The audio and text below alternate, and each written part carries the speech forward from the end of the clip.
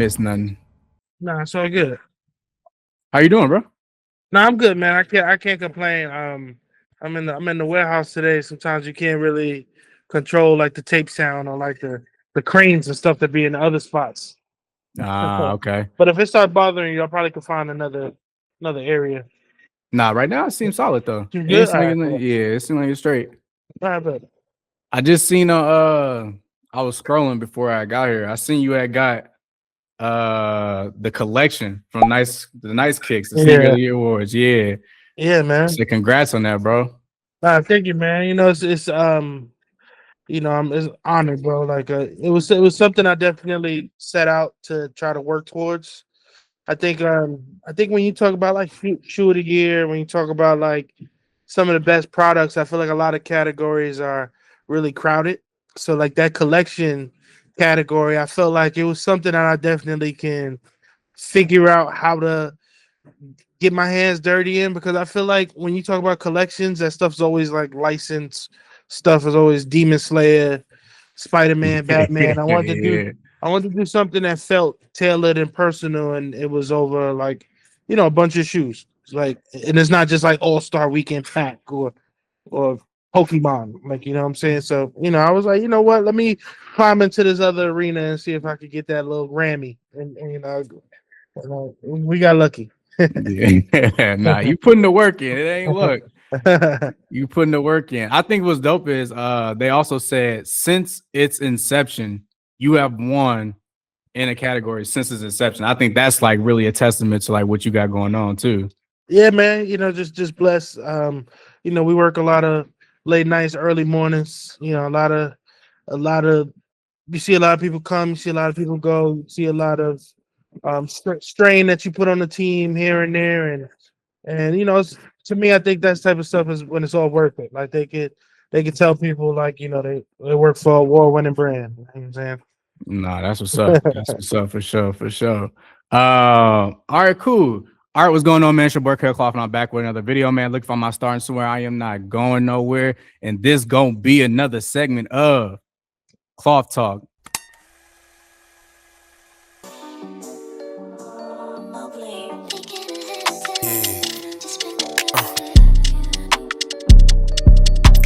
Now, again, Kloth Talk is just where I talk about the trending topics in streetwear and sneakers, and I bring people on who have those same passions. This is special for two reasons, honestly, though. Because, I don't know, I feel like people going to start having that conversation. Oh, is he an industry plan? How you getting people on these platforms? Listen, bro, I'm just putting the work in. It's 4 years in the making, bro. So, not only is it special because of the guests, but this is also going to be the first episode that is uploaded on Spotify. I'm branching out outside of YouTube. I heard the feedback because I know people necessarily don't always consume their media on YouTube. So for the people that like to listen to their, shows on Spotify, I'm putting it on Spotify. I'm going to be branching out to other ones like Apple Music and all that soon. But Spotify is going to be first. But let me just say this, man. The guest we got on today, man, y'all think it happened overnight, but this brother been grinding. So I'm talking about from the rap career to the sneakers, to the streetwear, to everything, his brand, everything he's been building. And I feel like a lot of people don't really get what's happening. A real culture shifter was like literally. And it's a pleasure to even have this person on my platform. But we have none other than Jay Tips, man. What's going on with you, brother? So, man, thank you for having me, brother. I appreciate joining, man. I know we've been chopping it up for a little while, so I'm happy we can finally make it happen. Man, bro, I was persistent about this. I was persistent about this one right here because I was like, it's crazy. 2024, the end of 2024, I had posted a picture on my Instagram, and there's two sneakers in my hand. And one is the Heat Be Hot Magma pair from Salehi, the To-Do List J Tips. And I had those two pictures like held up in the sky like this. And this is before I even chopped it up with Salehi. This is before I even chopped it up with you. I was like, it's almost, it was destined to be, bro. Like, it's really an honor for real. Yeah, man. Shout out to Salehi too, man. That's so Salehi reached out to me, man, and Salehi. I always feel like whenever I get a chance to talk to Salehi and Don C, man, that's people too close to Kanye West. Like I feel like you touching the sun to me. Like so he reached out and he was like, yo, he just wanted to connect us. So, much praise to him for making this happen, making an introduction.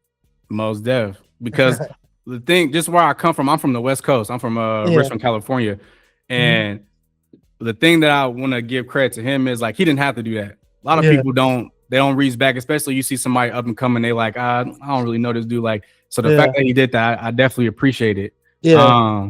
But I know you're a busy person, so I'm not gonna waste no time. We go get straight into it, bro. So like, you know, I always want to hear the story from the source. I think that's something that I learned just, you know, talking with Slay is just like hearing, you know, from the source, people that was in the room with certain people, how things came to be. So really just like, you know, where does it all begin for you? Like, who is Jay Tips and like, how did you grow up? To me, where it all began was Truman High School in Co-op City in the Bronx. And, you know, I feel like, you know, high school, I feel like the age 13 for most is like when you start forming into like your personality, forming into who you are. But I feel like in high school is when I had like those, like, whether I'm going to hoop or I'm going to like do something creative or I'm going to make music. And I feel like that's when like Jay Tips was really born. Trying to just, you know, sell mixtapes in the cafeteria, the hallway, trying to, you know, figure out how to upload music on the internet, trying to figure out how to shoot a YouTube video. And I just think I just always had like a love for shoes and clothes and that, and I think that's much praise to people like Lupe Fiasco and Kanye West, feeling like you could do both. You can be fly, you can rap, you can be a ladies' man, you could do everything. Like you could just be cool. You could just be cool under the sun. And I think, you know, just as like the ebbs and flows of life go, you know, you leave high school, you start working at Foot Locker not working out, you start reselling. You say, you know, I can't make it in music if I have a job. So, you know, you start traveling, trying to be everybody's plug, try to get these shoes, try to do everything, go to all these complex cons and go to all these sneaker cons, all these all-star weekends. Until one day I was like, you know what? Like, I think I can exist in these areas with my own design and my own creation and my own ideas. And I think around the year like 2019, I was like, you know what? I'm gonna stop wearing other people's brands. And it's crazy for me to say that I'm wearing this Big Bape hoodie right now, but I think I said I was gonna start wearing like, you know, a fitted that said my brand on it, or a T-shirt that said my name on it, and I was just gonna see where it goes. And people started asking for it. We started making 12 at a time, then we making another color, then we making another, then we making 24, then we making 100, and you know, before you know it, you know, just the whole world's upside down. Just and I'm figuring out how to ship product and how to get the post office to take all my mail. So you know, I just think it came at me fast. But I think one thing that I tell people all the time is like sometimes you get really hit with what you really want, and it's all about how you adjust, how you scale, how you figure it out. Because sometimes people get real hot and they be like, "Oh, that's it, it's cool. I'm going back to rapping, or I'm going back to the streets. I'm going back to whatever I was doing. I'm going back to work." But man, I just kept with it. I kept investing, kept figuring it out, and I think every week I just turn everything upside down. Now we got multiple units, we got global product, and we just grinding. Nah, most deaf. So like take it back to like in the earlier stages, like when you was talking about middle school. 'Cause I feel like that's like when I started to like, you know, my mom would take me go shopping. That's when I was like, nah, let me go with you to go shopping because I want this, that, and the third. So like, what's some of like your earliest memories of like sneakers, just being in the culture, whether it be rap, streetwear, and all? Like, what's some of your earliest memories? Well, man, if I talk about like middle school, I remember going into middle school, man, my goal for just self was to be able to wear a different pair of shoes every day. Like not every day, like forever, but like throughout the week. Like, you know, if I go Monday through Friday, got a nice little 5 shoe rotation. You know what I'm saying? I just think that was my goal. And I think throughout high school, like man, I living in like inner communities and stuff, like, you know, people may not have $1 million, but bro, like it was stuff that I still can't explain. Like people in my class having Pradas and Maury shoes and Gucci sneakers and Louis Vuitton and stuff at that age, man. It did something to your brain that made you like really, really strive for more and figure out how to get there and figure out how to save and figure out what stores sold stuff and things. And it's just like, it's so many different memories, man. I remember first time you seen somebody with a Lacoste shirt in school and like a group of like 20 of us asked our parents if we can go get on a bus and go to like where they were selling them at, and put every dollar that we had in our pocket to go get a Lacoste shirt, and same with like Pele jeans, and the same with like a new Jordan. Let somebody come in the hallway with the Flint 13s, and Flint 13's supposed to come out next month.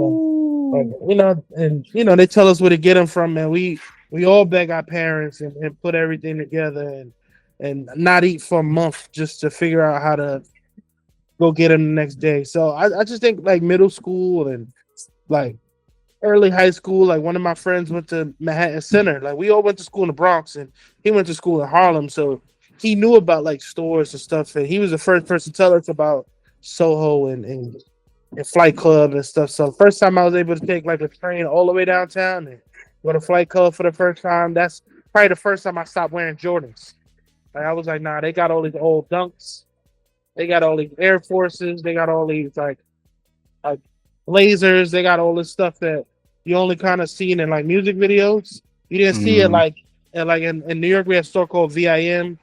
You didn't see like Blazers at VIM. You didn't see SB Dunks at Foot Locker. So, or even like Fordham Road where we used to shop. And it just, to me, it just really, really opened up my world to being able to just understand clothes and man, and that opens you up to going and finding out about Stussy and finding out about Supreme, finding out about Babe and Nape and Union and stuff. So it's just, to me, it was like that middle school, high school, that discovery process. So when you find out about these luxury, like legacy brands, and just realizing like feeling like they're larger than life and being able to be so close to them, like man, it really like turned my life upside down for real.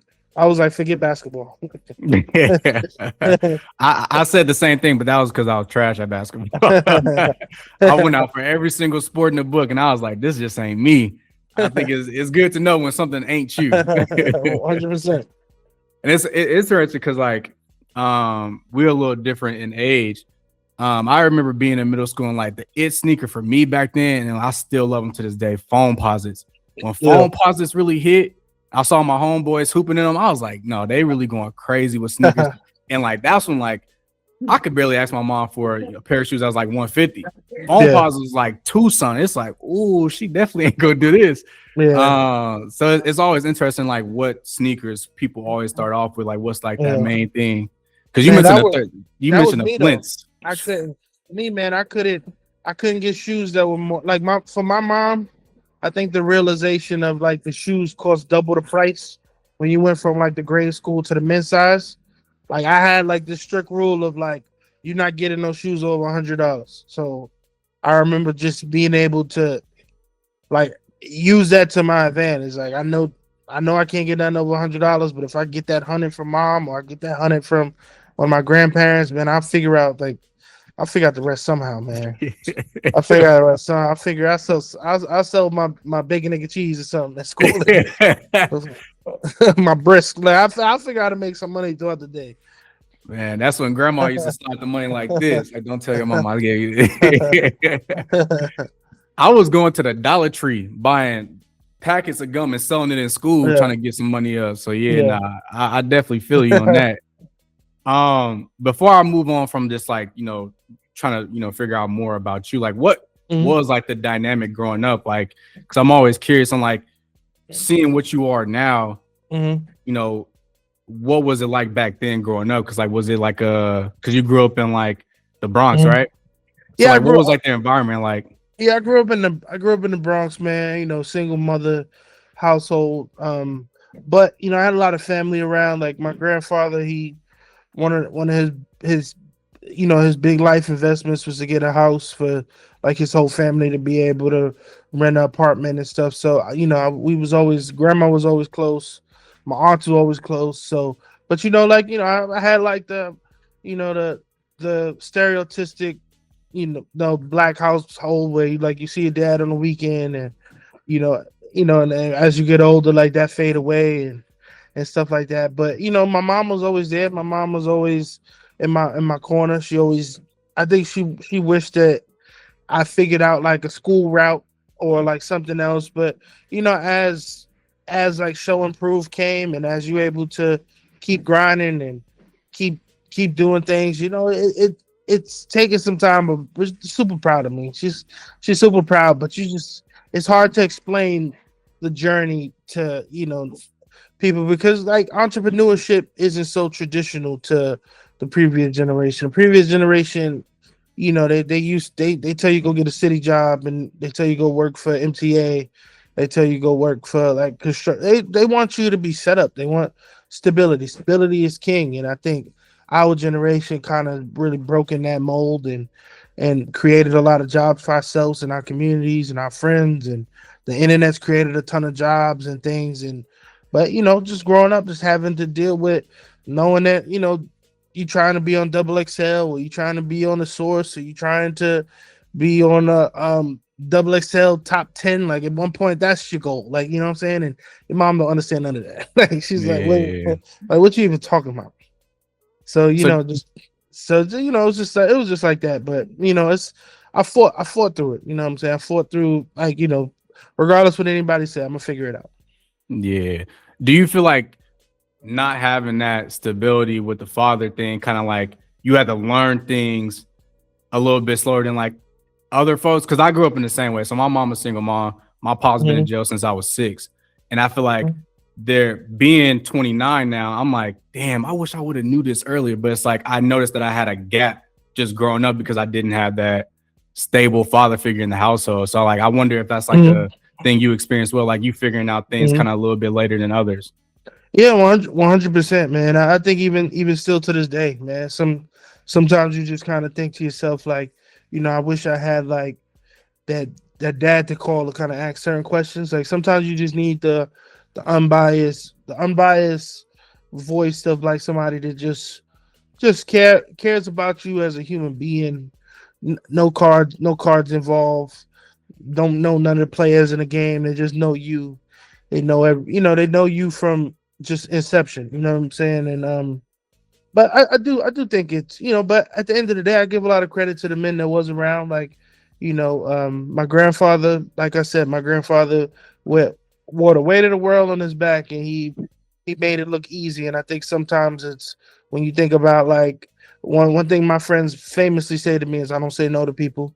I do a lot for a lot of people, and I take on the load of a lot, and that don't sound like my dad. That sounds like my granddad. So I think I did see some type of representation somewhere. But a lot of times growing up, and you in a bind, and you don't want to ask your mother about that. Like, what I'm saying, you either got to figure it out from outside, you got to figure it out from experience, so you got to bump your head. But I do think that, like, as a black man in society, they tell you suck it up and get over it. Your dad's not here and all that, but man, that shit don't go away. Like, I feel that shit through all my projects, through everything, because I wonder if my dad knows about this. I wonder if this. I want to send him something, but people live their life. People kind of it's just the way it is.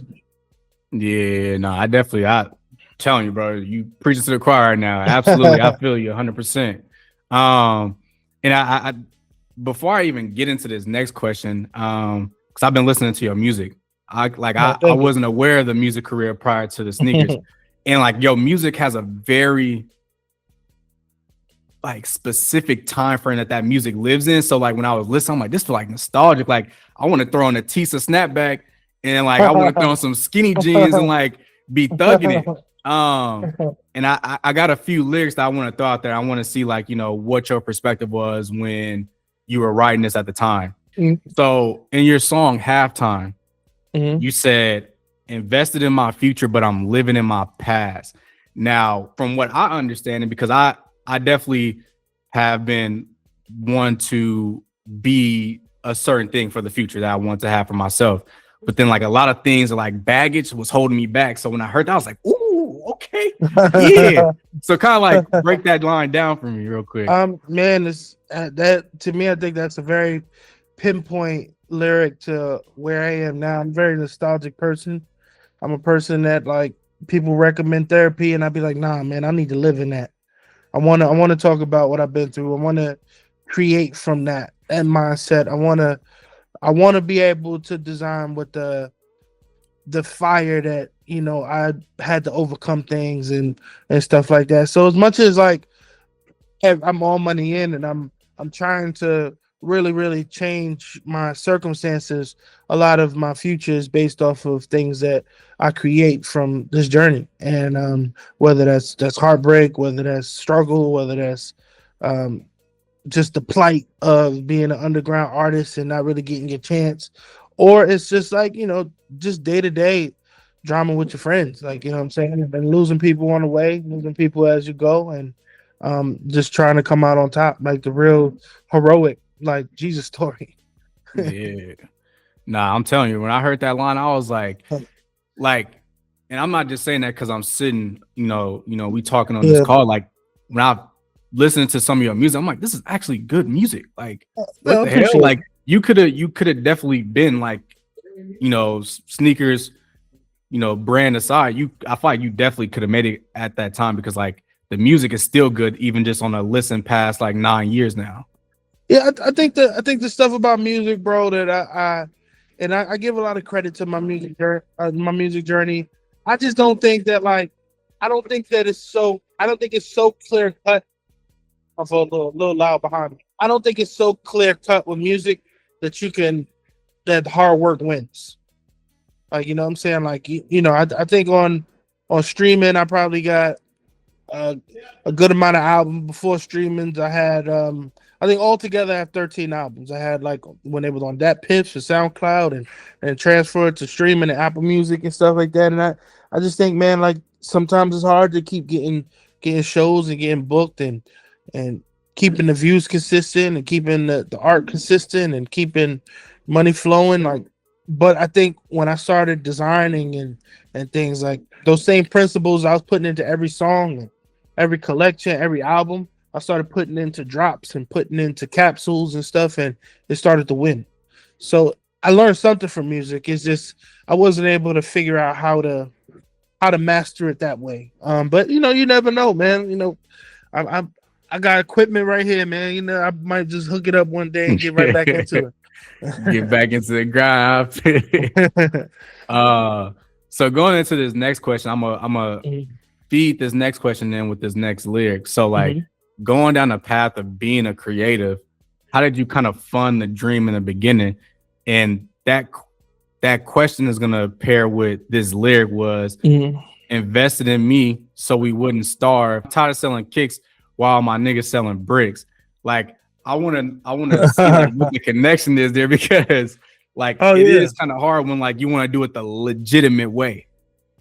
Man, I think I talk to my friend about this all the time, man. I didn't really see positive influences in my neighborhood. I didn't see like everything that I would want in life, and you would kind of identify from like success level. I only seen from drug dealers or criminals. Like all my memories of the first time somebody came to the block with a BB Simon belt or Pele jacket or Burberry coat or $1,000 Louis Vuitton sneakers or something, all came from my friends that was up to no good. And I think that you really tested when you on a straight and narrow. And what I'm saying, I remember famously one of my first trips to LA. One of my friends, like, seeing all his rent money just on the table, like, what I'm saying, just not even seeing that amount of money before, like, in cash. Like, just certain things was just like you so tested on like the straight and narrow and wanting to be able to believe in what your plan is. But the peer pressure is heavy, man. It's deep around you. But at the end of the day, I had kids when I was 24. And I felt like I needed to really break that glass ceiling, no matter what anybody had around them, like whether it was, even through the music. People always had suggestions to rap on this beat, do this, do that. You hear all my music, I was rapping on my original beats, original sounds, and trying to really push myself, because I felt like if I won my way, I win big, which it's paid off. Nah, absolutely. It's crazy. Like I just hearing your story, I'm just like, damn, that sounds like my life a little bit. Like all my like, I'm not gonna expose nobody. But one thing that I've learned on this journey, man, that a lot of people may not share success with each other, but a lot of people share struggle with each other. Like I think one thing that you see a lot of people go through is the same type of plights. Like I think there's definitely a path of plight. Like, Mm, but some people maybe haven't got to the same levels as other people with other things, but man, the growing up part, you can't really skip that chapter. nah, most def. So like, during that process, Mm. because you went from the rap brand, sneakers and things, but like, was there a moment throughout your journey where you're like, it started to click, like things was like it was like an aha moment, like, now it's starting to make sense for you? Yeah, 100%. I think I think I think just trying to learn things. I think it came from, of course, struggle. It came from I can't afford to keep going to these studios for 250 a session, 300, 400 a session, when now you got to come back and you're not happy with what you was finished, or you couldn't get through the whole session, you couldn't get through everything. So it's like I had to teach myself how to record, and teaching myself how to record taught myself how to edit. And then the thing about teaching myself how to edit, the Pro Tools program looks a lot like Adobe Premiere.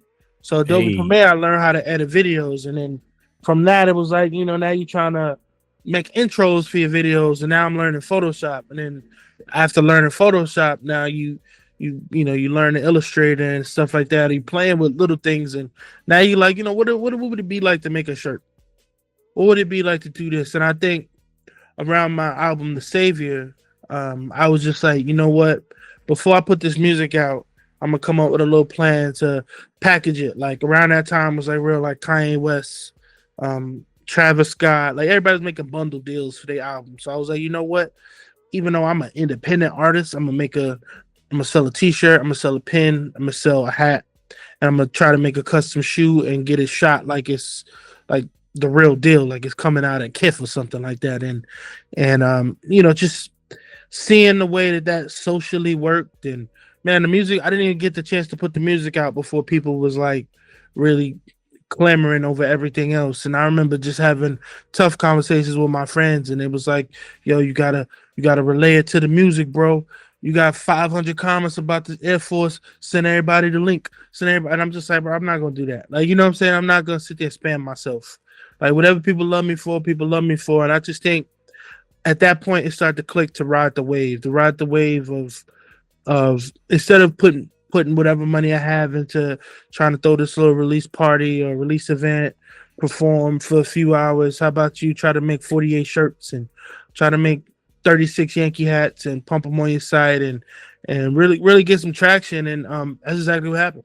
you know what's this is I really want to ask you this question, because even just in my like content journey, people always got like, bro, what you should be doing this, bro. I'm telling you, like that video a bang, or like you need to be doing, like you should be inviting these type of people. And like, how do you, even like back then, or even now, how do you deal with the constant people trying to tell you what's best for you, but they're not you? Oh man, I got a principle that I tell myself all the time, man. I say that I'm the one that got to go to sleep at night with it. Like, so if you take somebody else's advice, bro, and it don't work out the way that you want to work out, they get to live on with their life. They get to do what they got to do, but you got to go to sleep at night. And I think that's just always something, even with my music, bro. I was never the, what you think about this person. I was never the yo, look, can I show you something? I always just protected whatever it was while it was still mine until I felt like it was ready for the world. Like even with the brand now, it's like I work on things, and even my team might see it when it comes in. Like, you know what I'm saying? Just because I don't know, I just feel like it's something therapeutic. It's something like that feels like, I don't know, divine in it, like in the process. And I think that if you let too many people into it, like, you never know, man. Like some people may sprinkle the wrong amount of ingredient, and it comes, something's wrong with it. So I just think you got to trust yourself. You got to let your opinion be trump everything. You could take advice, but just remember that you make that last decision. Trust me, but a lot of stuff that I've designed and I've done, if I let somebody hover over the computer, they would have tried to change colors. They would have tried to do that because that's what their mind is. And I also feel like on some psychology type shit, if you ask somebody what they think of something, they find something to tell you. So, you know what I'm saying? Which a consumer mindset, I don't think when people walk into Macy's or they walk into Saks Fifth, they like, oh, I wish this was brown, or I wish this was this. They just accept it for what it was. But asking somebody what they think of this, their mind is trained to find something wrong with it. So, you know, it can be good, it can be bad, but I limit the people that's involved in like the process of that. And they might sprinkle some negativity on it and then really try to like trump your success. Nah, I didn't see that happen too. It's like, I don't really fuck with that, bro, because they like, damn, I want to take that idea, so I'm gonna tell him. Like, so yeah, I didn't definitely seen that. You know, kind of tying that into another topic, that is, when you are on the trajectory of becoming who you are now, and people don't necessarily always get it, entrepreneurship, like you mentioned, but like, did people see the vision that you had set out to be like, this is gonna be bigger than what y'all think it is? Like, were people in your corner, I was like, I believe in you, or was it more like a, you know, show us and then we'll kind of get it? Like, how was that process for you? I think it's two sides of it, because I think people believe in me, like they like care about you, love you, like they care about you as a person. But I always tell people, I feel like there was a point in my process, man, but I was the last one left. I think people may look at me now of like the universe I've built and all the support and everything, but I can remember the day that I was the last one left, like the last supporter, like it was the last person that I think didn't maybe think that I fell off of music or thought that I couldn't do anything else, or thought, and I feel like I figured out like how to push through. Like I figured out how to maintain progress and how to really reinvent the wheel. Like but I do think that like I'm still thankful for like my friends and things like that. Like my friends still giving me rides to shows and stuff, but I mean, I'm not stupid, man. I remember first time I pulled the Sauconys out, I knew people, I don't know how people felt about it. I remember first time I played some music, you kind of notice when your friends don't really react. You know what I'm saying? But they believe in you. And I think that I also realized that it's like they're not there for that either. I need them to be my support, but I don't need them to be fans of me and nothing like that. Like just be in my corner. But you know, I do remember being in the crib, man, before I had an office, before I had a staff, before I had anything, just man, looking in my daughter's face and promising her I'll do it. You know, and promising her I'll figure it out. But I was the only person that paid admission to that show. Yeah. Yeah.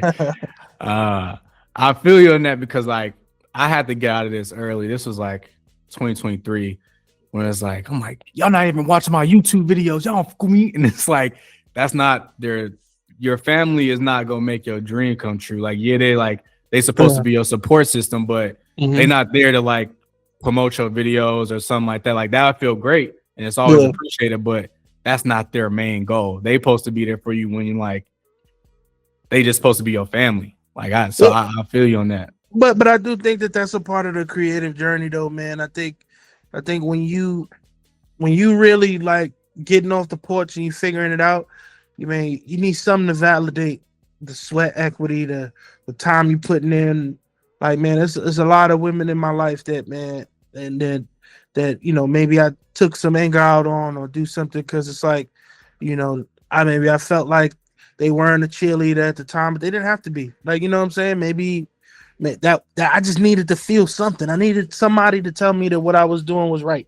I needed somebody to tell me that, you know, like these hours, this time you putting in, you deserve it. You're gonna get there. And it's like, you know, the people closer to you be getting the bumps and the bruises, but you know, you got to kind of push through. But I see that online all the time, man. I feel like I see most creatives like be like, all right, if y'all don't fuck with me, I don't fuck with y'all. I don't fuck with y'all not gonna do this. All right, cool, blah blah. Oh, nigga, on some new, word bet. It's a part of the process. It's part of the process because I think we all searching for some validation, but you know, you'll find it, and when it comes, you'll realize that, you know, it wasn't supposed to come from there. Yeah. And I think now, even for me, just like even like the little wins that I've been getting, I think it's clear who's there. Like I don't need to go digging no more. Like, you know, I got a homeboy. We won't talk for like a month or so. He'll randomly message me. He's like, "Hey, bro, I ain't talked to you in a minute, but you really doing your shit, bro. Keep moving. Like, I remember you when you was in high school." I'm like, damn, bro, I didn't even ask for that. And it's like, that's the encouragement that really be keeping me going for real. So I think it's easier now to see like, oh, like that's what it's supposed to be like. But there's I talked to my boy about this. There's a portion of people in your life that support you because they see you showing effort. Yeah. There's a like, man, I done seen like young clothing designers, I done seen musicians, I done seen poets, I done seen like anybody, like people opening nail tech last place, like that they grand opening, man, their grand opening is gonna be super packed and super filled because people supporting them for being proud of their effort. But I think that that gotta translate eventually into real support, real customers, real stuff, because you may think that that's your normal. It's not gonna be your normal. Like, you know what I'm saying? Like my coworker not coming to every one of my open mics. She don't come to the first one because she get to tell people, "Oh my God, my coworker rap. I'm gonna go to her show." but she's not about to, you know, she's not about to be in the first row every day. Like, you know what I'm saying? So it gotta translate, and it get bumpy when reality set in and realize, like, you know, the people that supporting you for effort, I mean, they're not gonna be there every day. Nah, that's a fact. Because there's some videos, it may only get 100 views. And then there's some other videos, they might bang off and do 20K. So it's like. But that's also too, man. I feel like I'm just hitting you at everything I be thinking in my mind. But no, that's even great. That view count shit, that shit could really poison your mind. You gotta just do the work. The views could go up any Thursday, every Thursday. You gotta just be able to build the ship and let the people do their job. Nah, facts. That's not absolutely. So I want to talk about like that transition from where it was like, all right, the rap is what it is. I don't necessarily think it's gonna be what I want it to be. Now I'm going to transition into like clothes. Like, what was that period like? Was like somebody pushing you to kind of go to the clothes route, or was it like I could see the music ain't taking off, so I gotta, you know, make that shift? You can ask that one more time because I want to answer. I want to answer a certain way if I think that's what you asked me. My fault. So like that period where you were saying like the rap is not taking off the way you want it to take off, and you trying to figure out what to do next, and you start to go the clothes route, like the fitteds. And I know you're saying you was kind of selling them at the shows and everything, but like when did the rap become the lesser and then clothes started to push and propel like more? Man, like if I'm being honest with you, people ask me for music every day. People ask me about like when you're making music, you got to figure out how to do both. And I feel like music keeps surrounding me creatively too. Like I keep meeting some of my favorite artists. I keep doing collaborations with record labels. I keep getting surrounded in music stuff. Like even Billboard just had me on the best shoes for musicians this year. Let's like, you know, I feel like music is just, to me, I just think, if I'm being honest with you, man, I was making music since I was 14 years old. I was making music out of survival. I was making music because I needed $80, bro. Like, I was making music because I needed $350 off a TuneCore. I think that relationship with music just needs to change, because I think that a lot of like the music I was making was coming from like life experiences and struggle and girl problems and a lot of different things. So I think I want to get back into it, but it's also like fear of flying too, man. Like my last album I put out, man, I think I had 11,000 followers. So just seeing my whole world blow up from then, like, you know, it's you preaching to a whole new choir. Like you preaching to a whole new world, but you know, just kind of fear to kind of get your feet wet again. But you know, some stuff that I feel like eventually I'll overcome and I'll get back out there, because there's people asking all the time. Like there's people that I'm meeting in and even fashion settings that's like, you used to rap, right? Oh shit, I didn't know it was the same J Tips. And I'm just like, oh, you know, type shit. Yeah. Nah, real. So let's talk about Savior Worldwide. And also, let's talk about the name J Tips, because I feel like both those entities kind of carry different personalities, even though they coming from you. So like, what was the inception? Like, how did that come about? Where did the name come from? And like, what's the inspiration behind it? Oh man, Savior Worldwide, bro. I was a big fan of Stack Bundles. Long live. And he used to always call himself the Far Rock Savior. And I just, when I influences and all that stuff, bro, rapping early. Of course, I'm trying to rap on Fat Beats and Jadakiss beats and anything that's that. So I used to just call myself the Uptown Savior. And I think that progression of making albums and growing up and working retail and doing a lot of different things, bro, I used to really my style changed a lot. Like I feel like I used to rap really gritty because that's what people online was rapping like. Talking about load 'em up, bang, bang, what I'm saying? All type. But then I started talking a lot about fashion and Bape and clothes and Soho and stuff. And I just think when I wanted to name an album The Savior, I wanted to really tap back into my essence of being the Bronx Savior or the Uptown Savior, just feeling like I put my borough on my back and just kind of just being fearless of just being like the sworn in leader. And of course, I started making merch, putting Savior all on it, man. And at the end of the day, it's like shit started taking off.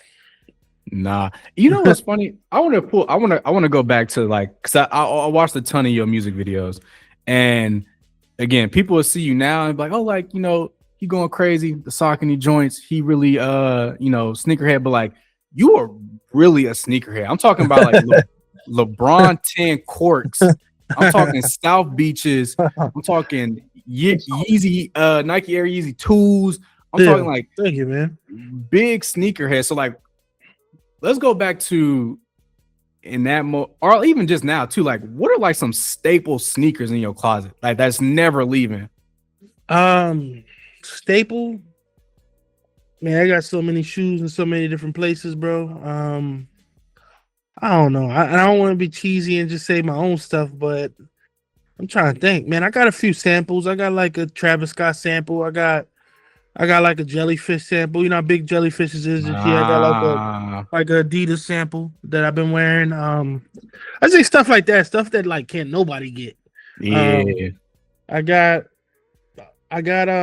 like a, if you watch soccer, I got an Air Max Mbappe 1 of 3 Air Max that was gifted to one of the designers, and he gave it to me because I did him a favor.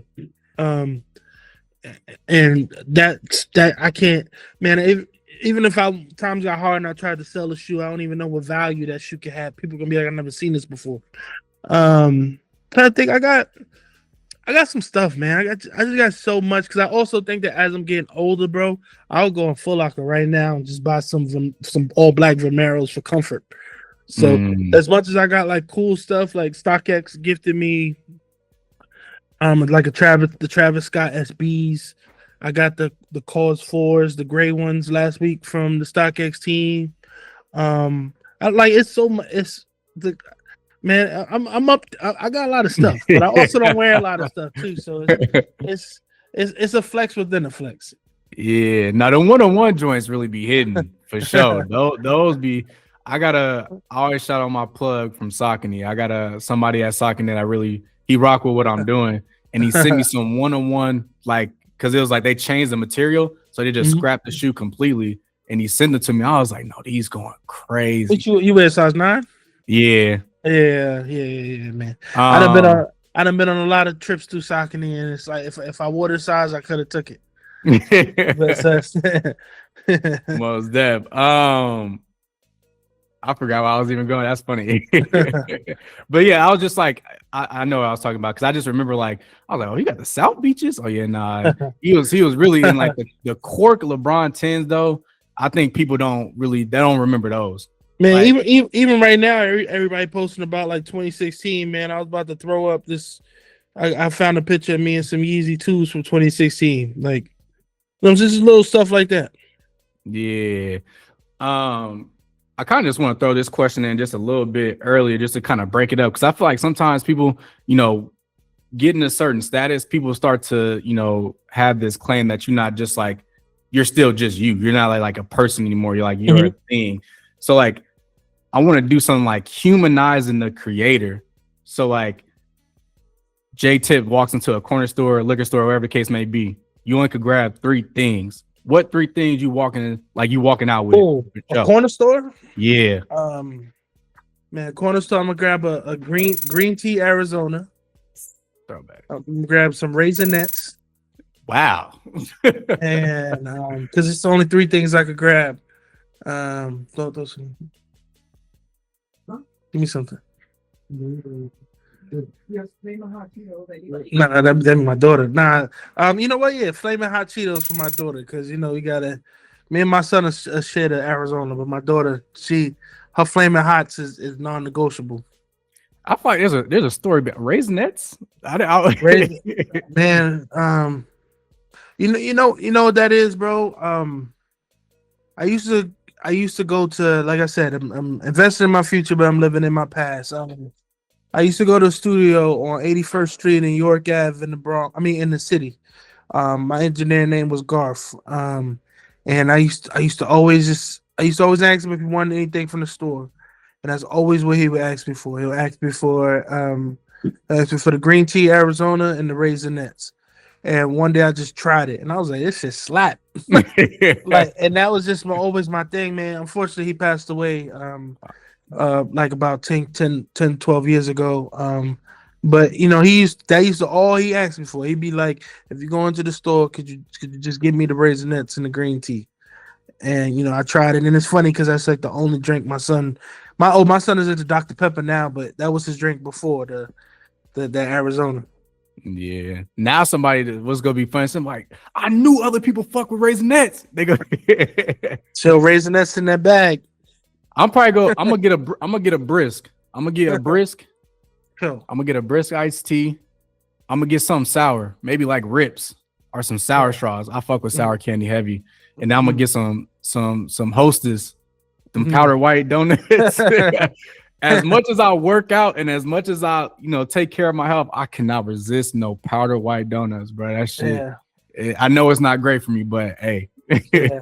My friend got this theory where he said whenever you depressed, you resort back to comfort food from your childhood. Oh yeah, nah. So, yeah, you gotta be. You having a long day. You just need the powdered donuts. Donuts to change that mood around. Facts. All right. So I want to bring it to Saucony because I have my little homie out in New York. He was standing in line waiting.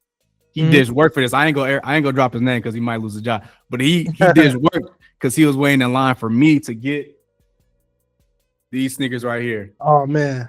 He was waiting in line for me. And then I remember I was like, all right, bet, just let me know when you get in. He get in. He was like, yeah, bro, they sold out. I said, no. Because I remember you posted on your Instagram, you took a picture and there was a line wrapped around the street. Yeah. And I was like, there you go, right there. I want to get to, how did this Saucony thing come about? Like, was it like something that you were aiming for? Was it something that you like been wanting to do, or did it kind of just like fall in your lap? Man, you know, around that time that, like, you know, I told you I started really designing, man. I came out the gate hot. I was already asking folks at Nike how I get a shoe and all this. And, you know, one person told me straight up, he said, you stay hot, you do the job. You don't come looking for us, we come looking for you. And I just think from that point on, bro, I started making sure everything I was doing was photographed. Every line was photographed. Every hat drop was photographed. Every photo shoot. Like, I feel like I was in a waiting room for a long time for a big opportunity. Like, I used to look at my team and, like, even when we packing orders, you gotta take pictures of these packages. We gotta let people know it's motion. We gotta let people know that it's not just Instagram. Like, you know, I just made sure I started documenting everything. And you know, then around that time, like, you know, people started noticing Urban Outfitters. We had a Urban Outfitters collaboration. We had something with Mountain Dew. We had something with Snipes. And you know, at that point, I was just making hats for everybody, man. I was just cooking, and one of my boys I knew from Nike, he was just like, yo, somebody from Saucony wanted to talk to you about designing something, bro. I didn't even think about a shoe. I thought about hats. I thought maybe he wanted me to design hats, shirts, or something, because that's all I was doing for everybody, was being able to design like a quick 1-2. Somebody got a little bag for me to design like a hoodie for them. They gonna print it. You know what I'm saying? Like 1-2, get it off. And in the meeting, they was just like, yo, if you're interested in doing anything with us, we'll love to create what you create now. And we talked about shoes, and it was like, yeah, come up when you get the chance. Let's check some stuff out, man. And I didn't have no Sauconys at the time. We was really like, I hope we could find something cool to do, because even the stuff I was seeing them do, I was just like, I wouldn't really wear that. Like, I wouldn't really wear it. I remember going through like Complex Con and seeing that they did a collab with another brand, and I was like, yeah, I wouldn't even wear this. Like, you know what I'm saying? But when we went to the office, I seen a lot of things, and I don't know, one shoe just really stood off the rack to me, and I was like, I think I could tell a serious story with this. I think I can break these pieces apart, and I could change these materials, and I could do this and I could do that, and that was my first shoe, the Gritazor 2000. And I just think we met each other at the perfect time, bro, because if how that meeting went, and then maybe a year later you come back and now they got stuff like the Omnis and the Triumphs, and I'm just like, oh, where was this stuff at when I first came in? Now I want to do the Omni. Now I want to do this. I just think Saucony really started gearing up at the same time that they had somebody like me to be able to see things differently. And to me, all I was doing was translating what I was doing with hats, bro. I had designed like 200 hats within like a 2-year span, and all I was doing with Saucony was, I remember what colorways hit. I remember what colorways had people in a frenzy. I remember what stuff that people was like, yo, I ain't never see. Bro, we used to design hats and drop hats, and people used to be like, I ain't never ever seen these colors work before. So we just kind of knew, bro. We put the same color on the shoe, like, this is out of here. And I think that the testament a lot of my Saucony stuff was like, being able to invest in my future but live in my past. For sure. I want to unpack so much within that, because that's like a big thing for me. I kind of fell out of loving sneakers for like 2 years, like 2022 to 2020, the end of 2023. I was like, man, sneakers kind of boring right now, bro. I don't know what's like. I just kind of like lost it. And people like Salehi, people like yourself, when I'm like, y'all are doing colorways I have never seen. Like, again, this personally, if I was given a sneaker, I wouldn't have come up with this, because it's like, I don't understand how these colors marry together and they make it so cohesive. So like, that's something that like, even like Joe Freshgood, Salehi, like, y'all do colorways so well. And I think that's why y'all all have this status, because like y'all doing stuff that nobody else has done before. I've been paying attention to sneakers since I was in middle school, like in 2011, 2012. Like, the sneakers I'm seeing that y'all coming out with, ridiculous, bro. It's insane. I think it's just, like I said, I think it's being a sponge, bro. I've seen I think as long as I've been alive, like, I've seen every version of this industry. I've seen so many different things, and I mean, I can't speak on how other people create. But me, I try to solve issues. I try to solve problems, and I know personally, when I go into designing a hat, when I go into designing anything, it's like, what can I see that hasn't been done before? And I'm not always trying to do something crazy. Like, I'm not trying to, put 1 million zippers on something, or 1 million crystals, diamonds, or something. But it's also like, just also putting things in perspective of like that kid that used to go into the store. Like, I don't know if you've seen like Tiana Taylor's Sweet 16 that was on like MTV back in the day, but like that, or like Bow Wow lottery ticket, where it's like they just they go in the store and it's just one special shoe, and they like, oh, this shoe right here, you sure you want this shoe? This the only one we got. This the extra one. And I just feel like I just design with that passion. I design with like, there's gonna be a bunch of stuff to solve other people's problems. Maybe you need a pair of shoes to go to work.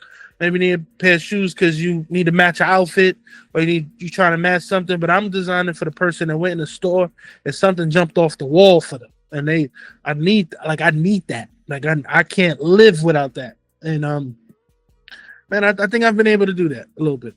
No, definitely, absolutely. I'll tell you, you definitely have, bro. And that's a great callback. That lottery ticket, those Air Forces, that's definitely one of the ones. I feel like I actually just posted that on my story maybe last week or something like that. Yeah.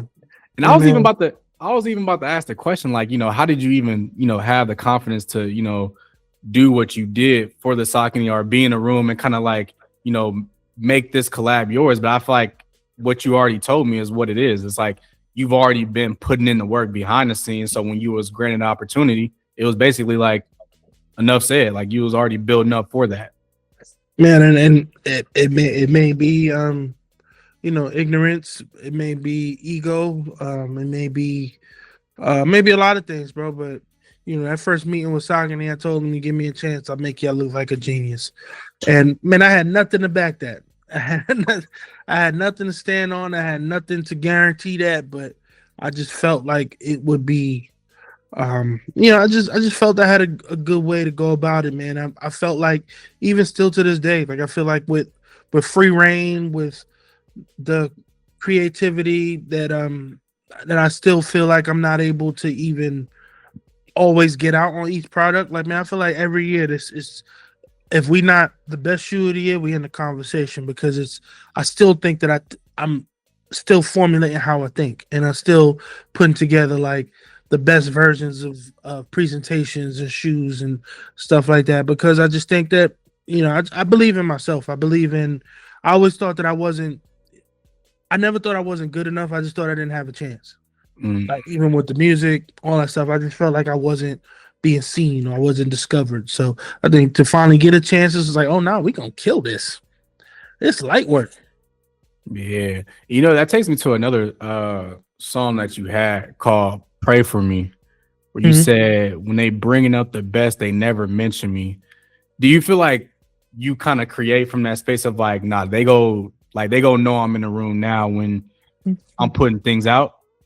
Yeah, man. I think anybody that resonates with being like a black sheep, I just think growing up, bro, it's not a flaw, so I don't make it seem like a flaw, but I think there was always people that rap better than you. There was always people that dress better than you. There was always people that, the girl you like, she liked them. Like, you know what I'm saying? There was always like something that I feel like you had to work super duper hard. Like, this barber better give me the best cut of my life because I'm going to school in this fit. I just felt like I always had to work a few times harder than everybody else, but I don't regret that. Like, I feel like that made me who I am, that put me in the position I am, that made me a beast. But of course, you think about it in situations like, man, like this album, I know how much I put into it. I know how much I put into production. I mixed this myself. I recorded this myself.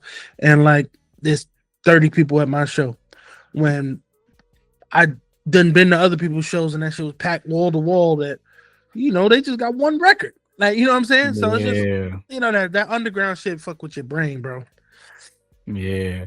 I don't know if this was true or not, but they, because you had the Nice Kicks nominees and the awards win, but for Complex Con, they said that you had walked out when your sneaker wasn't, like, you didn't win best sneaker.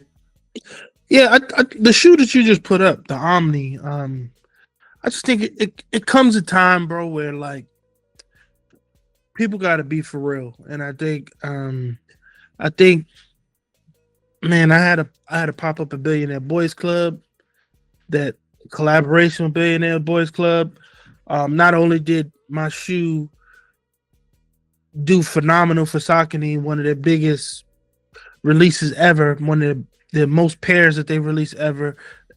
Man, we also seen Saucony go from a brand with that one shoe, go from a brand that went from maybe sales racks to in Kif. Like, you know what I'm saying? So I think the impact that I think that what that project was doing and what we were doing with Saucony, I think to still look at it like it's a consolation prize and we just putting this on the list because people's gonna complain, I think that's an insult. And I'm not saying that I had the best shoe of the year because sometimes it's subjective, but I think like when you say that we just put this on the list because people are gonna complain and not that people lined up all night for it and not that, you know, we had people running in Paris for it and we had people, you know, really we changed Saucony's whole business around it and just different things. And, you know, people Saucony might even be like, oh, it's different things to change their business. But you've seen it kind of happen. You've seen stores be like, oh, we took this shoe because we couldn't get yours. We took this because we carry this because of yours. And we want yours. Or can we do this? Or can we do that? I don't think the Wu-Tang Dunk did that same thing. I don't think some of the other sneakers that year did the same thing. So I just think we didn't have to be number one, but you just said this is only on the list so people didn't complain. I just thought it was an insulting. And I think my relationship with Complex is pretty unique. Like I got a lot of family and friends over there, but it's also like which other collaborators are on the ground every Complex Con signing all these autographs.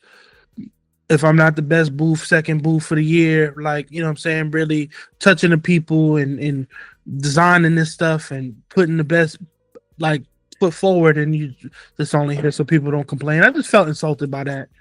And, you know, it's, of course you can't always compete with the Nikes and Adidas of the world and stuff, but we further in the conversation than we only on this list so people don't complain. I just think that's the part that bothered me the most. Yeah. As somebody that's been rocking, so growing up in my position, single mom, 2 boys, we used to go to DD's, Discount, Marshalls, Burlington, and I've been rocking Sauconys since I can remember. When I saw people waiting in line for 25 hours to get a pair of these shoes and people lining up down the street for Sauconys, I was like, oh no, this is about to blow up. They about to start. They're literally, you change the way people view Sauconys. Absolutely. No, I'll tell you that right now. I appreciate that, man. You know, I think just to feel the whole process to, you know, because that was our 3rd collection. So I remember what it felt like when people just liked the first one, but they wanted it or they thought it was cool. But then you remember the second one, this one's more wearable than your first one, or this and that. I remember the discourse, but I remember the third one being a shoe that everybody wanted. And even the people around me, people asking my grandma for that shoe. Like, you know what I'm saying? People want, so you remember the impact that we just had in the ecosystem of shoes and discourse and leaking a shoe a year prior, just so the brand can, you know, get their sales going maybe on other colorways and they're doing things like that. Like, you know, we knew what we did to the ecosystem, and I just think it's still to this day, people that hasn't really fully woke up to, you know, just some of the stuff that we doing, and you eventually get there or you don't. Yeah. I even think with this most recent year with Complex Con, I think this isn't a shot at Complex at all, but I feel like people are starting to realize it's like when most of the list is 90% one company, that's where it starts to feel like, so like this feels more like a paid advertisement than it does a true, genuine perspective, because no New Balances, no Sauconys, no, you know, Solomon. All right, but it just feels like when there's only one brand, one major company that falls under that umbrella, being in that top 10 is always like, that don't seem genuine. So I think people are like kind of catching on to that.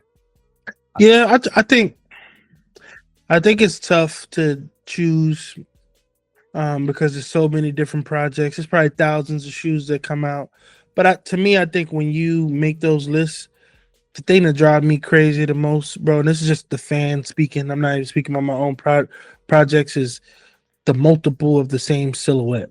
I think that's the only thing that, like, Complex had 3 shoes, 2 different silhouettes. Like 3 different shoes had 2 silhouettes. So 6 out of your 10 was was the same shoe, like pretty much. So I think they had like 2.5s, 2.4s, and 2 Air Maxes or something, 2 Air Max 95s. I think if you can't even determine what was the better version of those, then you list you got like I think you choose what's the better version of those, and then you gotta disqualify one.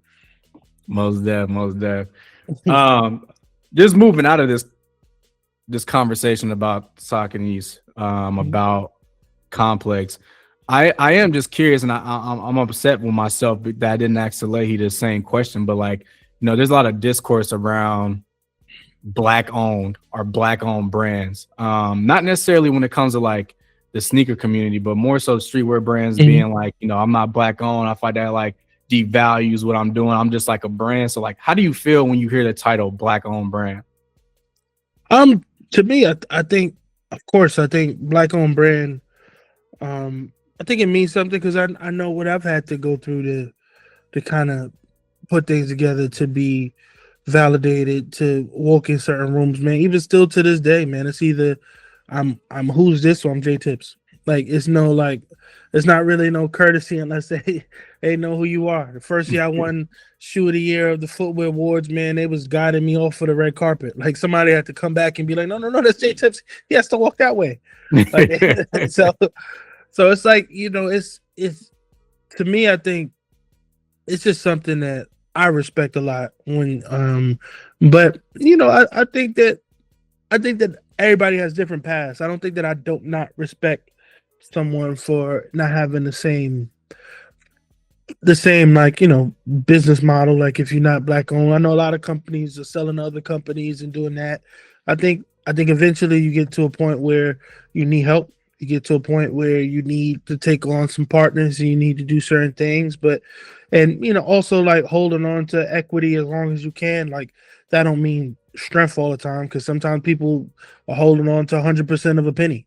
Like, you know what I'm saying? So, you can't be naive in this game. You gotta learn how to scale the right way. So I don't really judge you for not, but I just definitely respect you when you look like me and we look like each other, and like I said, we share a lot of the the coming up stories of figuring out how to get funding and how to build one product off the next product and how to do things, bump your head. Nah, facts. I'm about to just start firing off questions because I don't want to take up too much of your time, but what makes a great collab?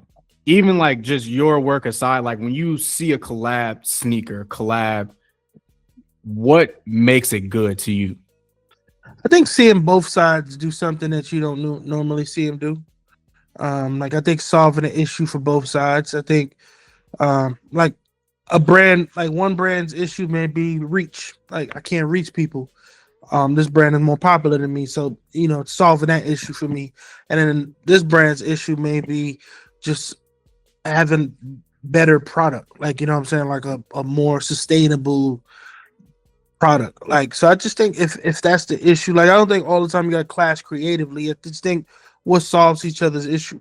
Like so I think that to me makes a good collaboration. Like I don't think it's always like the tug of war creatively. I just think what's your thing, and to be honest too, like is this a money thing? Because if it's the money thing, let's figure out the realistic expectations of it so we solve each other's issues. Like if you're doing this with me because you think it's a big payday, let's figure out how to get that there for you. And if I'm doing this because I want to have a better manufacturer, or I want to make stuff through this company or something, then solve the issue. I just think having the realistic expectation makes a good collaboration, because also both fan bases see it and recognize it and feel good about it too. Yeah, and I think sneakers aside, where you just recently did that, I haven't seen people pay resale prices for a G-Shock watch in a very long time. I haven't seen it. So, and I rocked G-Shocks back in high school. So like that was a good collab, because again, I think what you're doing is, I'm not saying G-Shock was hurting. I'm not saying they was about to go out of business or anything, but what I saw was an excitement around the brand again from a younger audience. And I was like, damn, he did it again. And that was outside of sneakers too. So now it's like, you're not even just the sneaker guy no more. You're expanding past different things like accessories. I saw that you actually had like a figurine as well. Like you're venturing into a lot of different spaces right now. Man, that's the goal, man. The goal is to open up more streams of income this year. Whether we dive more into art, accessories, whatever it is, man, fine jewelry, whatever we could do to kind of open it up. Because at the end of the day, like I said to you when we first got on the call, like I wanted to get into that collection lane because, man, that lane looked a little bit more open than the regular lane. Like, you know what I'm saying? Yeah. So I just think that, just trying to be a master of all, bro. But G-Shock, man, G-Shock, if I speak on that collaboration, I think G-Shock just, much like Saucony, much like a lot of companies, they have great product, they have great legacy, but maybe they just want to exist in a cultural situation. Maybe they don't have the product or the collaborator or the item that wraps a line around the corner, or drive sales or something like that. Like, but that doesn't say anything about the product. The product is amazing, but we just got to be able to align ourselves with the right person. And it's, as much as there's a million shoes and items in the world, it's a small list of movers and shakers that could really drive people to maybe something that they're unfamiliar with, and put another handle on it. But I also don't want to be known as Mr. Fix It for brands either. I just want to make good product. I want to make some good product and tell some good stories. Nah, facts. Again, like I said, I saw, because I was trying to get one of them watches, and somebody on Grail wasn't trying to backtrack on their price. I'm like, bro, you trying to sell the watch for $450, gang? What are you doing? Like, I respect it, but like, bro, come on, bro. Like, what are we doing? If we come across any more, I hit you up, man. People, you never know. People, you get a return to sender package from a few months ago. It got lost in the storm or something. You never know. I hit you up. For sure. Appreciate that. I saw a small clip. I think I don't know what interview it was, but it said that you feel like you have a chip on your shoulder. Given all the success that you've been having, do you feel like you still have that chip on your shoulder? Yeah, of course, bro. I feel like that remember who fronted mentality. I can't get rid of it, man. I remember too vividly what it felt like to not have. I remember what it felt like to have to really just time everything out because of whether it's finances, whether it's just time, watching my kids, whether it was like I remember even that, man. Like, I only get a day and a half to be creative because you gotta watch your kids every day. Like, you know what I'm saying? Just being able to just kind of figure that out. And I just think I always told myself, man, if I caught my stride, if I got my opportunity, man, I'm gonna take off. And so it's a little bit of Michael Jordan in me, man. Maybe it's time for me to kind of celebrate people that have supported and been there, but it's like, nah, fuck that. No, for sure. Somebody fronted on me somewhere. Somebody ain't text back. Somebody broke my heart. Just gotta figure it out. That's a fact. And you remember them too. It'd be like, they're like, oh, okay, I see how it's going. You bring up your kids a lot, and even like the old videos, even like your son was in some of the music videos, and like they're in the promotion for the sneaker releases and all that. Like, what did anything change in your mind when you had your kids, given how you were raised? Yeah, no, my kids, man. Both of them different experiences. When I had my son, I was 24. Man, me and him, man, I was reselling heavy. He was on the train with me. I had to put the raincoat over his stroller so we didn't get caught in storms. We was outside. Like, we was having to survive together, change Pampers in Soho in a back alley and figure it out. Like, you know what I'm saying? Not be able to go places because they don't have the elevator for the stroller. Like, me and him, we had to figure it out. Where my daughter had a little bit more support, had a little bit more help. And I just think that, like, as I've mastered the way to kind of parent and co-parent and figure things out, I just, it's also ways to spend more time with them. Like kids want to be a part of the action. They want to be in everything. My kids, I think, really look up to me. So, I like to kind of keep them close. Like they come to the office, they think they're the boss. They want to know everything going on and stuff like that. And I just think, growing up, man, I used to want to be the rock.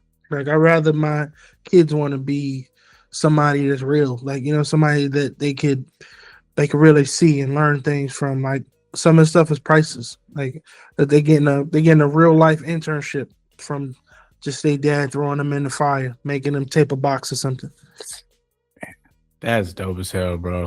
That's dope as hell. That's so dope. I'm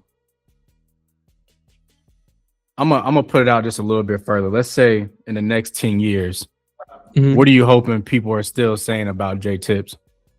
Like, what do you want the conversation to still be? I think in the next 10 years, man, is just I think that I've been able to really just provide a lot of opportunities. I think I've always even with Saucony and anybody, I never thought that it stopped with me. I thought it just started with me. So I just think that like I just want in 10 years from now people to, whether it's anything they've seen me do, they just be like, yo, J Tips was kind of first person over the hill to figure things out or change this company or do this or do that, and just to provide a the next generation with just wealth and knowledge and things like that, and just kind of just keep saying like whether you didn't love the product or not, like it was what it did to the ecosystem. Like, you know what I'm saying? Like somebody got to come along and be the next Jordan or Virgil or Pharrell or somebody, you know what I'm saying? So it's at least I think I'm taking the efforts to shoot that high into the stars. You know what you kind of remind me of? And like I'm from the West Coast. You kind of got like a little nip. Like it's like you kind of remind me of like the grind that nip. Like I heavily listen to Nipsey Hussle music. I heavily watch his interviews, and it's like it's that attitude of like, bro, I gotta go get it. And enough talking. I just gotta get out there and get it. That's what like when I hear you speak, I kind of hear some of that.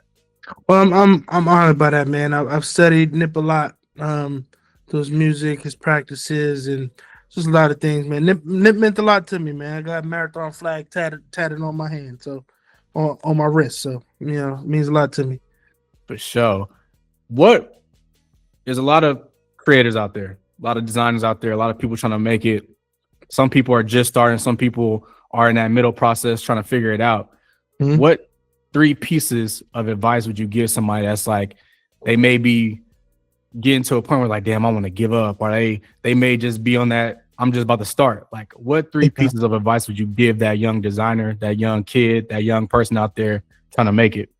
I think one is build it, they'll come mentality, where it's like I know a lot of us get caught up in like the results, or things not selling, things not moving, or things kind of like really not getting the reaction we want. But it's like I think that's separate than the work. I think the work has to keep going. The work has to, no matter what, work. And I think 2 also, just the results can't be based off like monetary. I think it takes a long time for you to want to feel like the reward is financial. I think like a lot of time people give up because it's not a financial win for them.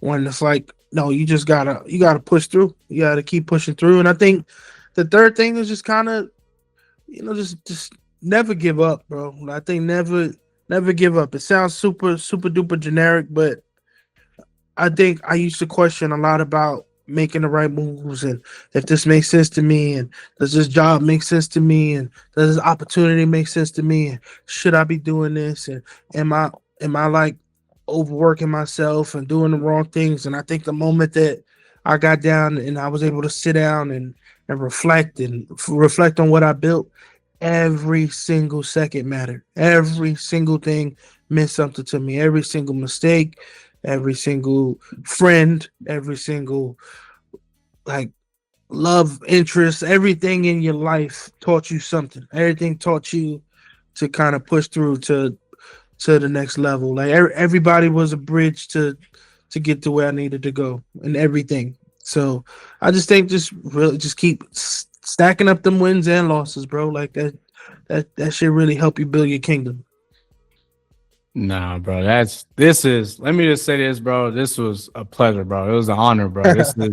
This is dope as hell. Like, I told Salehi, I told you this as well through text. I was like, all these sticky notes on my wall is like, I get a reminder, like, that's what I'm working towards. Like, I'm like, I need to, this is the person I want to get on. This is what I need to be doing every day. This is why, like, every second does matter. Mm-hmm.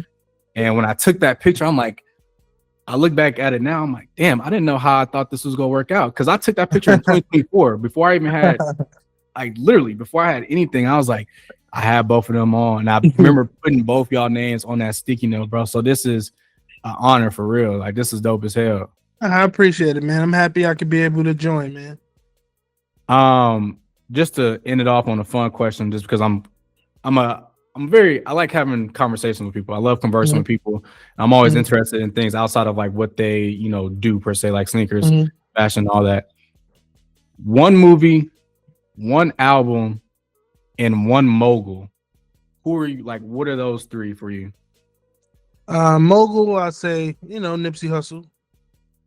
One album, I'll say Stillmatic by Nas. Ooh. And I'll say one movie, 500 Days of Summer. 500 Days. Yeah, 500 Days of Summer, just a story of love and consequences and circumstances and stuff. A lot of, you know, it's a lot of expectations and then realities and how it all balances each other out and how it plays into the way of life. Is that movie where it's like they sitting on the beach and it's like a black dude? Like, no, he's super white. Oh, okay, never mind. I'm thinking of a different movie. Yeah, but he if I give you a little synopsis of the movie, he falls in love with this girl named Summer, and a lot of it, Wale made a video based off of it too, like where it's like a lot of the movies they start to separate into a reality and the expectation. Like he thinking that she wanted his number because they about to fall in love, but she just wanted to friend zone him. So it's like in his mind, he loved her to go this way, but this is what his reality is. And like I think when you think about our own life, sometimes we romanticize circumstances, we romanticize people, we romanticize partnerships and stuff. But sometimes that's not really what it is, and you got to figure it out and how to create your own truth. And I just think it was just a movie that changed my life on the way I view things. Because of course you want everything to go the way you want it to go, but some things is not that. Facts. I'm not even about to fall out with anything, bro. Day tips, y'all. Again, bro. Thank you for real. It's been a pleasure. And without further ado, like I always do, I will catch y'all in that next one. But I love the way you work it. Hey, I love the way you work it for me.